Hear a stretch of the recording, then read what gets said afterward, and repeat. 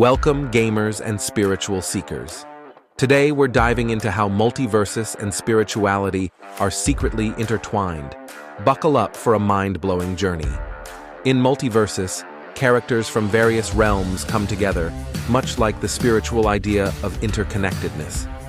Think of it like Indra's net in Buddhism, an infinite web where every node reflects the whole universe. Each character, whether it's Batman or Bugs Bunny, brings something unique, much like how different spiritual paths offer varied insights, but aim for the same truth: unity. Let's look at practical examples. In Multiversus, teamwork is crucial. Similarly, spiritual teachings emphasize collective harmony.